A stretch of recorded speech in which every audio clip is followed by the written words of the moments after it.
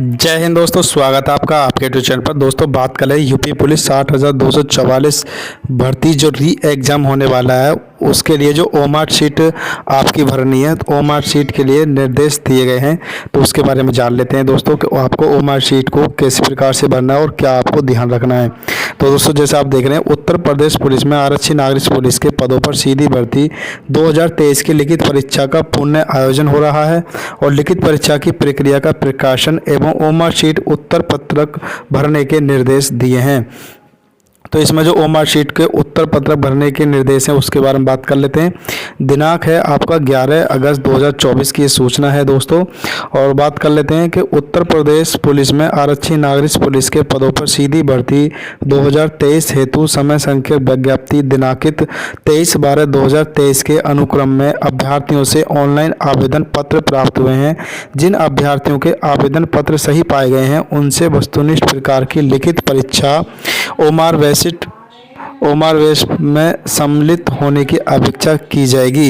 यानी कि जो आपके 23 तारीख की जो एग्ज़ाम होने वाला है उसके आधार पर जो सही अभ्यर्थी हैं उनकी परीक्षा होने वाली है और वो ओमार सीट पर होगी, आपको गोलों को भरना होगा। और देख लेते हैं कि उन्होंने कहा है कि पॉइंट नंबर 1 कहा है कि लिखित परीक्षा वस्तुनिष्ठ प्रकृति की होगी। वह परीक्षा का माध्यम पेन और पेपर ओमार शीट आधारित होगा। वस्तुनिष्ठ परीक्षा निम्नलिखित विषयों में कुल 150 प्रश्नों एवं 300 अंकों की होगी, जिसकी अवधि 2 घंटा होगी। यानी कि जो आपकी एग्जाम है ओमार शीट पर होगा और 150 प्रश्न होंगे, 300 अंक होंगे और 2 घंटे का इसमें समय दिया जाएगा। पॉइंट नंबर 2 है लिखित परीक्षा के प्रश्न पत्र की संरचना निम्नवत होगी। जो आप देख रहे हैं इधर विषय है, प्रश्नों की संख्या, अधिकतम अंक और समय वो दिया है कि आपके विषय हैं सामान्य ज्ञान, सामान्य हिंदी, आपके मैथ हो गया और फिर रीजनिंग होगी। इस प्रकार से आपके दिए 150 क्वेश्चन है, 300 अंक है, 2 घंटे का इसमें समय दिया है। अब दोस्तों पॉइंट नंबर 3 है प्रत्येक प्रश्न के 4 वैकल्पिक उत्तर दिए जाएंगे। इनमें से अभ्यर्थी जिस उत्तर को सही समझे वो चुन लें। प्रत्येक प्रश्न के लिए केवल एक ही उत्तर चुनें तथा तदनुसार ओमार शीट उत्तर पत्र में उत्तर गोला भरें। प्रश्न होंगे उसमें आपका जो सही उत्तर होगा वही आपको ओमार शीट पर गोला करना है। पॉइंट नंबर 4 है प्रत्येक सही उत्तर के लिए 2 अंक निर्धारित हैं। अगर आप एक प्रश्न सही करते हैं तो 2 अंक आपको मिलेंगे। पॉइंट नंबर 5 दिया परीक्षा में ऋणात्मक अंक का प्रावधान है। प्रत्येक गलत उत्तर पर अथवा किसी एक प्रश्न के उत्तर में एक से अधिक विकल्प यानी कि गोले भरने पर उस उत्तर को गलत उत्तर माना जाएगा तथा ऐसे प्रत्येक गलत उत्तर के लिए 0.5 ऋणात्मक अंक प्रदान किए जाएंगे। यानी कि अगर आप एक सही उत्तर के लिए एक प्रश्न के लिए आप 2 गोले भर देते हैं तो वो प्रश्न गलत हो जाएगा, उसमें आप समय बर्बाद ना करें। सिर्फ एक ही अगर आपसे गलती से एक गोला भर गया तो उसे ऐसे ही छोड़ दें। और अगर आप गलत प्रश्न करते हैं तो उसके लिए आधा नंबर काट लिया जाएगा, यानी 0.5 नंबर आपका काटा जाएगा। तो गोला जो है आप सही से भरें, गलत प्रश्न करने की ज़्यादा कोशिश ना करें क्योंकि इसमें नेगेटिव मार्किंग भी आपकी होने वाली है। पॉइंट नंबर 6 ओमार शीट उत्तर पत्रक एवं गोला भरने के लिए केवल काला या नीला बॉल पेन इस्तेमाल करें। यानी गोला भरने के लिए आप काला या नीला बॉल पेन ही इस्तेमाल करें जिससे कि आपका जो गोला है वो बाहर ना जाए और सही से आप भर सकें। 7वां पॉइंट है ओमार उत्तर पत्रक भरने के लिए उदाहरण के लिए नीचे परीक्षा केंद्र कोड अनुक्रमांक प्रश्न पुस्तिका क्रमांक को भरने अंकित करने की विधि दी गई है। इसी प्रकार से आपको अपने परीक्षा केंद्र कोड अनुक्रमांक प्रश्न पुस्तिका क्रमांक अपने ओमार शीट उत्तर पत्रक में भरना अंकित करना है। तो दोस्तों जैसे आप देख रहे हैं कि आपको ओमार शीट में आपका रोल नंबर होगा और प्रश्न पुस्तिका क्रमांक होगा।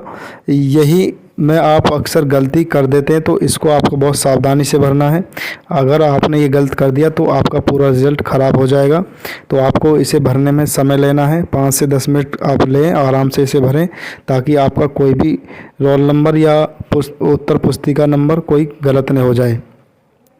पॉइंट नंबर 8 दिया है ओमार शीट उत्तर पत्रक में प्रश्न पुस्तिका श्रृंखला कोड भरने की आवश्यकता नहीं है। ओमार शीट पर उत्तर पत्रक में प्रश्न पुस्तिका जो कोड दिया होगा उसे भरने की आवश्यकता नहीं है।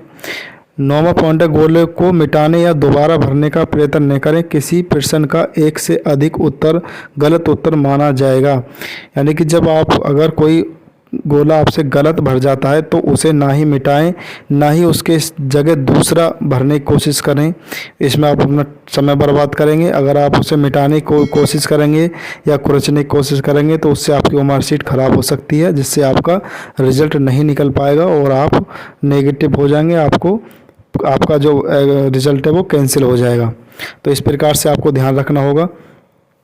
फिर दिया आपका पॉइंट नंबर 10 है आपका, प्रश्न पत्र में सामान्य हिंदी विषय को छोड़कर अन्य विषयों के सभी प्रश्न हिंदी और अंग्रेजी भाषा में होंगे। किसी संशय या भ्रम की स्थिति में अंग्रेजी रूपांतरण मान्य होगा। यानी जो आपके पेपर होगा उसमें आपके सामान्य हिंदी विषय को छोड़कर, यानी कि हिंदी के विषय को छोड़कर अन्य विषय के प्रश्न हिंदी और अंग्रेजी दोनों भाषा में होंगे। आप चाहें तो हिंदी में पढ़ लें या फिर अंग्रेजी में पढ़ लें, दोनों सेम ही प्रश्न होंगे और दोनों में पढ़कर आप सही उत्तर लगा सकते हैं। उसमें कोई दिक्कत आपको नहीं होने वाली।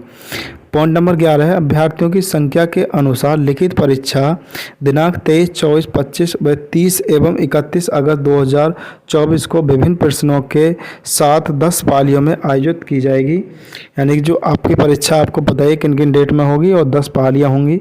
हर पाली में आपके 5 दिन में 2-2 पाली होंगे, यानी कि टोटल 10 पालियाँ होंगी जिसमें आपका एग्ज़ाम होना है। और आपके एग्ज़ाम ज़िले हैं वो उसके ऊपर हमने वीडियो बना दी, चाहे तो आप उसे भी जाकर देख लें कौन कौन से ज़िले में आपका एग्ज़ाम होने वाला है। पॉइंट नंबर 12 दिया, प्रत्येक पालियों के प्रश्न पत्र अलग अलग होंगे और अंकों के प्रसारीकरण यानी कि नॉर्मलाइजेशन की प्रक्रिया बोर्ड की विज्ञप्ति संख्या इतने इतने दिनांक 18/12/2023 में वर्णित व्यवस्था के अनुसार अपनाई जाएगी। यानी कि जो आपकी नॉर्मलाइजेशन का जो सिस्टम है वो भी इसमें अपनाया जाएगा। तो इस अगर 10 पालियाँ हैं तो जाहिर है वो आपका होना ही है, तो नॉर्मलाइजेशन का सिस्टम भी इसमें लागू होगा। पॉइंट नंबर 13 है, प्रश्न पत्र में किसी प्रश्न के गलत होने या प्रश्न के सभी उत्तर विकल्पों के उपयुक्त न होने पर ऐसे प्रश्नों को निरस्त कर दिया जाएगा और उन निरस्त प्रश्नों के अंकों का वितरण माननीय उच्च न्यायालय इलाहाबाद में रिट याचिका संख्या 2669/2009 पवन कुमार अग्रहरि बनाम उत्तर प्रदेश लोक सेवा आयोग में स्वीकृत विधि व्यवस्था के नियम सूत्र के अनुसार की जाएगी। जो उसका सूत्र है, जब आप कोई प्रश्न आपका आता है और उसमें प्रश्नों के गलत हैं या प्रश्न आपका गलत छपा है और आपके उत्तर विकल्पों में या फिर आपके जो विकल्प हैं उनमें भी कोई गलती है, तो अगर इस प्रकार कोई प्रश्न आ जाता है तो उसका जो कटिंग है वो या उसको जैसे काटा जाएगा तो सूत्र के अनुसार ही उसे कम किया जाएगा। जो सूत्र है वो है आपका सही उत्तर गुणा निर्धारित अंक बटे सही प्रश्नों की संख्या। तो इस प्रकार से निकाल दिया जाएगा। उसका जो भी उसका उत्तर आएगा उसी के अनुसार आपका मेरिट लगाई जाएगी, आप उसी के अंदर रहने वाले हैं। पॉइंट आ रहा है, बोर्ड द्वारा लिखित परीक्षा के लिए विस्तृत पाठ्यक्रम बोर्ड की विज्ञप्ति संख्या इतने इतने दिनांक 23/12/2023 के द्वारा प्रदर्शित किया जा चुका है। पाठ्यक्रम संज्ञानात्मक प्रकृति का है और परीक्षा के पश्चात पाठ्यक्रम से संबंधित मामलों पर कोई अपील या आपत्तियां नहीं की जा सकेगी। यानी कि जब आपका एग्ज़ाम होने वाला है उसका जो पाठ्यक्रम है वो आपको बता दिया गया, उसी पाठ्यक्रम से आपका पूरा पेपर आएगा और उसी के अनुसार आपको तैयारी भी करनी है। पॉइंट नंबर 15, यह सूचना सर्वसाधारण के लिए प्रकाशित की जा रही है। अतः जो सूचनाएं इस सूचना विज्ञप्ति के माध्यम से उपलब्ध कराई जा रही हैं उनके संबंध में सूचना का अधिकार अधिनियम 2005 के अंतर्गत पृथक से कोई प्रार्थना पत्र स्वीकार नहीं किए जाएंगे और न ही उन पर बोर्ड द्वारा कोई विचार किया जाएगा। यानी कि जो आपका सूचना दी गई हैं उन्हीं के अनुसार आपका एग्ज़ाम होने वाला है, इसी आधार पर आपका एग्ज़ाम होगा। तो आपको एग्ज़ाम के दौरान इन सभी बातों का ध्यान रखना होगा जिससे कि आपका परीक्षा बढ़िया से हो और कोई किसी प्रकार की आपसे गलती ना हो सके। और दोस्तों जो नोटिस है वो 11/8/2024 का है और जो भर्ती बोर्ड के अपर सचिव हैं, उत्तर प्रदेश पुलिस भर्ती बोर्ड के अपर सचिव हैं, उनके द्वारा ये जो नोटिस है वो जारी किए गए कि आपको ओमार शीट के दौरान आपको क्या क्या ध्यान रखना है और किस प्रकार से आपको ओमार शीट को भरना है। तो दोस्तों अगर आपको वीडियो अच्छी लगी हो तो प्लीज़ चैनल को सब्सक्राइब जरूर कर लें, बेल आइकन को दबा दें ताकि सभी सूचना आपको समय से पहुंचती रहें। दोस्तों इस वीडियो में इतना ही, मिलते हैं नेक्स्ट वीडियो में। Thank you.